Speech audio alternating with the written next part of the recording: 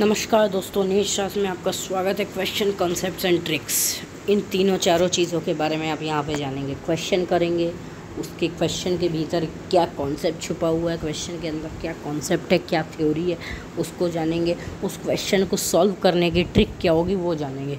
मिनटों की चीज़ सेकंड्स में करेंगे हम लोग, टाइम बचाएंगे। नीट के लिए बहुत ही इंपॉर्टेंट चीज़ है टाइम मैनेजमेंट।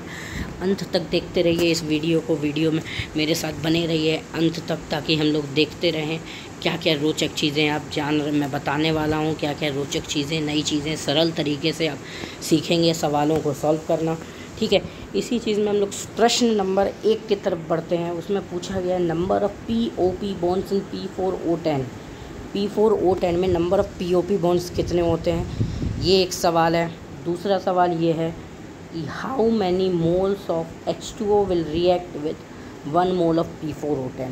यहाँ पे मैंने 2 सवाल दिए आपको P4O10 पे बेस्ड। इसके साथ ही साथ हम लोग P4O10 का जो भी डिटेल्स है वो हम लोग डिस्कस करेंगे। ठीक है, तो यहाँ पे हम लोग सबसे बेसिक चीज़ है वो है P4O10 के स्ट्रक्चर पे हम लोग जाते हैं। P4O10 का स्ट्रक्चर क्या है, इस टाइप से POP ऐसे करके P4O10 का स्ट्रक्चर आपको बनाना है। फॉस्फोरस डबल बॉन्डेड ऑक्सीजन से भी है, सिंगल बॉन्डेड ऑक्सीजन से भी है। ठीक है, यहाँ पे each phosphorus is connected to 3 single bonded oxygen and 1 double bonded oxygen. ऐसे करके ये अपने वैलेंस इलेक्ट्रॉन्स को यूज़ करता है, अपना ऑक्टेट को कंप्लीट करता है। ठीक है, P4O10 का स्ट्रक्चर कुछ इस प्रकार का दिखता है, जिसमें आप POP बॉन्ड्स को आप काउंट करेंगे तो POP बॉन्ड्स कितने होंगे, 1 2 3 4 5 और ये 6 POP बॉन्ड्स हो गए। ठीक है, तो यहाँ पे मैंने आंसर आपको दिया है 6 POP बॉन्ड्स। और दूसरी चीज़ वहाँ पे पूछी गई है कि एक P4O10 का मॉलिक्यूल कितने वाटर मॉलिक्यूल के साथ रिएक्ट करेगा, तो उसका आंसर होगा 6 water molecules. P4O10 6 water molecules के साथ रिएक्ट करके 4 टाइम्स ऑफ H3PO4 बनाएगा। कितना बनाएगा, 4 मोल्स ऑफ फॉस्फोरिक एसिड बनाएगा। ठीक है, P4O10 पता है basically it is dimer of P2O5। ठीक है, P4O10। ठीक है, P2O5 बहुत ही अच्छा डिहाइड्रेटिंग एजेंट्स है। जब मैं रिएजेंट्स की वीडियो में बना रहा था आपके लिए बताया था P2O5 is a dehydrating reagent. ठीक है, आप इस चीज़ को याद रखिएगा, P2O5 P4O10। और P4O10 के साथ ही साथ हम लोग P4O6 को भी डिस्कस कर लेते हैं। इसको डिस्कस कर लेते हैं P4O6। तो P4O6 और P4O10 के स्ट्रक्चर में एक ही चीज़ का अंतर है, जितने भी phosphorus double bond oxygen bonds हैं उनको आप हटा दीजिए तो P4O6 का स्ट्रक्चर आपके सामने आ जाएगा। This is only about P4O6 P4O10, बाकी चीज़ें ऑलमोस्ट सिमिलर हैं। ठीक है, यहाँ पे हम लोगों ने 2 सवाल देख लिए। नंबर ऑफ़ POP बॉन्ड्स के बारे में P4O10 के जो 6 होंगे, कितने water molecules 1 mole of P4O10 से रिएक्ट करेंगे, वो भी 6 होगा, 6 मॉलिक्यूल्स। ठीक है, अब आते हैं क्वेश्चन नंबर 3 पे। क्वेश्चन नंबर 3 यहाँ पे क्या है कि 1 gram of radio active sample has a half life of 1200 years. After how many years it will be 125 mg। 1 gram sample है, यानी कि 1000 मिलीग्राम सैंपल है जो रेडियो एक्टिव है, और उसकी टी हाफ कितनी है, 1200 साल की है। 1200 साल की, लेकिन कहने का ये मतलब है हर 1200 साल के बाद जो initial amount of the substrate है वो आधा हो जा रहा है, और यही टी हाफ की डेफिनेशन कहती है।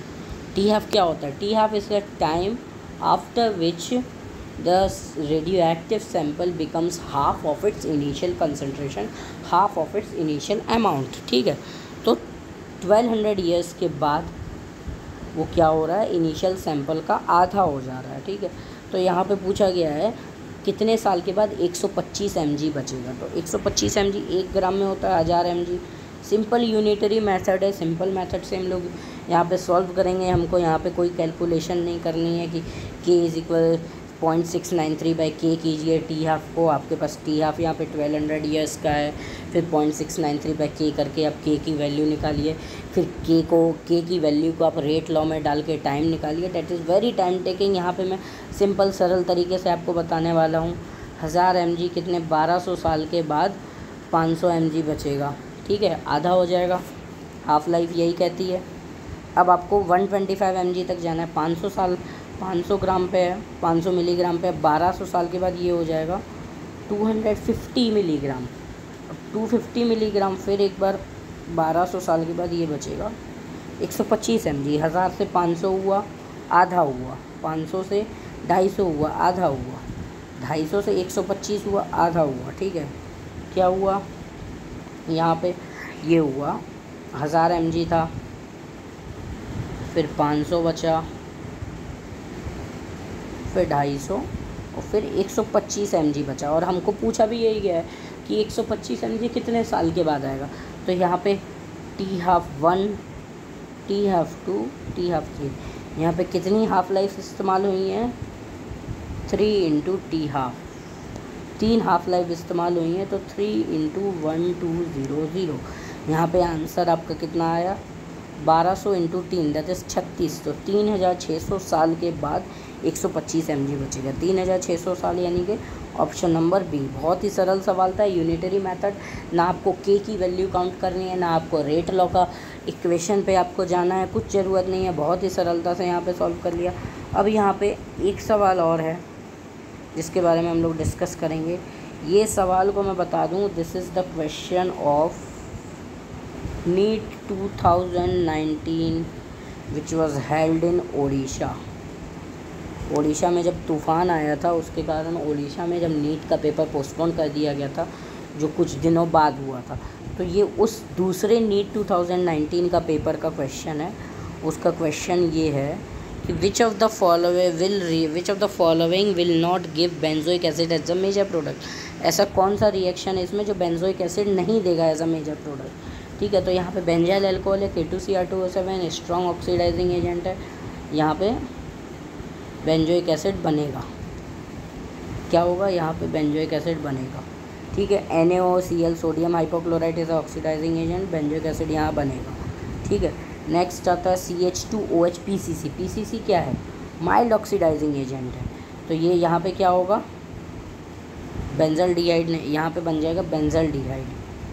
क्या बनेगा, बेंजल्डिहाइड बन जाएगा। ठीक है, और CH2OH KMnO4H+ strong oxidizing agent, benzoic acid बनेगा। ठीक है, तो यहाँ पे कौन सा रिएक्शन है जो बेंजोइक एसिड बना नहीं फॉर्म कर रहा है, that is this one. Option number C इसका आंसर होगा। ठीक है, मैं आपको बार बार बोलता हूँ, नेम रिएक्शंस याद रखिए, रिएजेंट्स के फंक्शन को याद रखिए।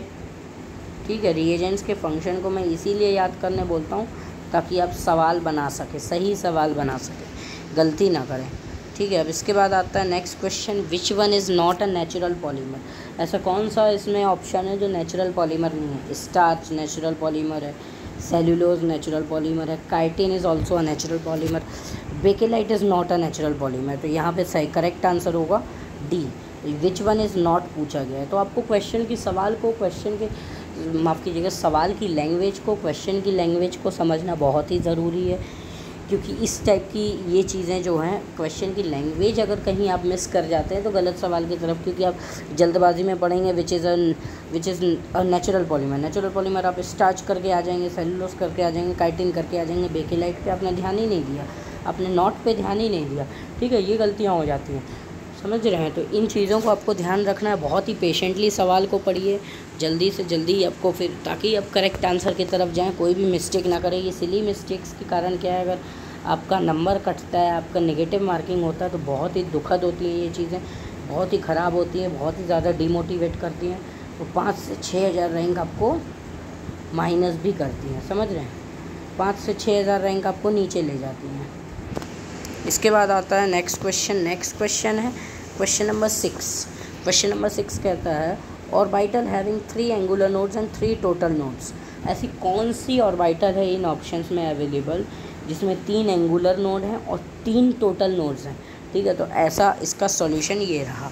एंगुलर नोड्स हमको गिवन है 3, L = 3 दिया हुआ है, total node = radial node plus angular node होता है, और रेडियल नोड का फॉर्मूला होता है n-l-1 और एंगुलर नोड = L, और हमारे पास टोटल नोड कितना 3 दिया हुआ है। तो ये -l + l यहाँ पे कट चुका है, अब बचेगा n-1 = 3, दैट इज़ n = 4। सब शेल क्या हो जाएगा, सब शेल क्या होगी, NL यानी कि 4F, option number D answer होगा। ठीक है, बहुत ही सरल सवाल था ये। इसके बाद एक लास्ट क्वेश्चन आज की इस वीडियो का, ठीक है, इस वीडियो का लास्ट क्वेश्चन ये है कि reagent used in the Friedel crafts reaction is, कौन सा रिएजेंट फ्रीडल क्राफ्ट रिएक्शन में यूज़ होता है? फ्रीडल क्राफ्ट्स रिएक्शन में यूज़ होता है AlCl3, आपको याद होगा AlCl3 यूज़ होता है। वो क्या होता है? AlCl3 is a Lewis base? नहीं, AlCl3 is a Lewis acid. Yes, ठीक है, लुईस एसिड है AlCl3। आपको ये चीज़ याद रखनी है, फटाफट जल्दबाजी में गलती करके नहीं आना है। ठीक है, यही सब चीज़ें, छोटी छोटी चीज़ें हैं। यहाँ पे आज हमने फ्रीडल क्राफ्ट रिएक्शन के रिएजेंट के बारे में देखा। क्वांटम से आपने क्वांटम मैकेनिक्स से ये वाला सवाल किया आपने, nodal planes, angular node, total nodes के बारे में। ठीक है, क्वेश्चन एंड इट्स कॉन्सेप्ट में ये चीज़ें आप देख रहे हैं, ट्रिक्स बता रहा हूँ मैं आपको। ठीक है, यहाँ पे नीट ओडिशा 2019 का क्वेश्चन आपने देखा, ये कौन सा बेंजोइक एसिड फॉर्म कर रहा है और कौन सा नहीं कर रहा है। ठीक है, इसके बाद नेचुरल पॉलीमर के बारे में देखा, P4O10, P4O6, P4O10 में कितने वाटर मॉलिक्यूल्स यूज़ होंगे, ये चीज़ आपने देखी। केमिकल काइनेटिक्स का एक बहुत ही सरल सवाल देखा, टी हाफ पे बेस्ड, हाफ लाइफ पे बेस्ड, हाफ लाइफ की डेफिनेशन को भी मैंने बताया आपको। ये 2-3 चीज़ें हमने आज देखी, 4-5 चीज़ें हो चुकी हैं। ठीक है, इसी चीज़ों को आपको पढ़ना है, बहुत ही सरल सवाल आते हैं NTA नीट के पेपर में। आप केवल और केवल NCERT फॉलो करनी है, इसके अलावा कुछ भी नहीं करना है, सिर्फ़ और सिर्फ NCERT, इसके अलावा आपको कुछ नहीं करना है। ठीक है, बहुत ही सरल पेपर आते हैं, शांति से पेशेंटली सॉल्व कीजिए, प्रॉपर प्लानिंग के साथ, प्रॉपर टारगेट्स के साथ, छोटे छोटे गोल्स बना के जल्दी जल्दी काम को कीजिए, चीज़ों को याद कीजिए, चीज़ों को पढ़िए। समय कम है क्योंकि मिनिमम इनपुट में मैक्सिमम आउटपुट आपको लेना है, ताकि आप अपनी रैंक को बूस्ट कर सकें। और आपकी रैंक को बूस्ट करने के लिए, रैपिड रिवीजन करवाने के लिए हम आपके साथ बने हुए हैं। किसी भी चीज़ में आपको डाउट आता है, आपको लगता है कि इसके लिए मुझे पढ़ना चाहिए, इस टॉपिक के लिए, इस टॉपिक पे मुझे वीडियो की ज़रूरत है, वीडियो लेक्चर का ज़रूरत है, तो मैं आपके लिए जल्द से जल्द वीडियो लेक्चर उस पर्टिकुलर टॉपिक पे आपके लिए प्रोवाइड करूँगा। ठीक है, वीडियो अच्छी लगी हो तो लाइक करें, शेयर करें, चैनल को सब्सक्राइब करें, बेल आइकन ज़रूर दबाएं ताकि नेक्स्ट वीडियो जब भी आए आपको हमेशा नोटिफिकेशन मिले। All the best, thank you so much.